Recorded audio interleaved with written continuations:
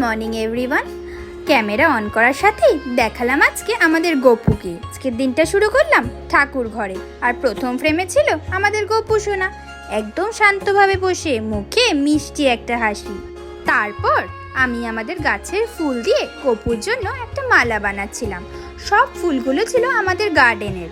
নিজের হাতে তৈরি এই মালাটা ছিল পুরো সকালের সবচেয়ে প্রিয় মোমেন্ট। আর আজ লাঞ্চে খেয়েছিলাম গপুর ভোগের প্রসাদ। নামটা ভোগ, কিন্তু ফিলটা একদম রয়্যাল। আর আজ আমার ছোটবেলার বন্ধুটি এসেছে।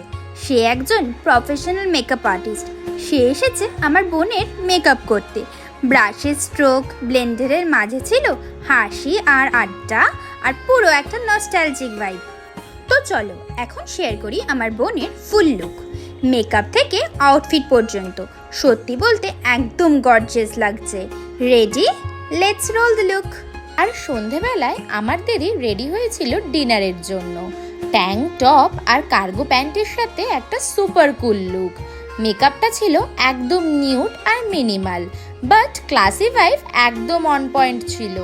আর দিদিভাই গিয়েছিল সাংঘাইতে। সেখানে গিয়ে দিদিভাই খেয়েছিল চাউমিন আর তার সাথে অনেক কিছু। বাট বাড়িতে আমরাও খেয়েছিলাম চাউমিন, একদম একসঙ্গে না হলেও মেনুটা ছিল সেম। আর চলো আজকের ব্লগটা এন্ড করি আমরা দুজন মিলে নাইট স্কিন কেয়ার দিয়ে। ফেস ওয়াশ, মিস্ট আর একটু ক্রিম। ডের শেষটা যেন হয়ে গেল একটা সফট সেলফ কেয়ার মোমেন্ট দিয়ে।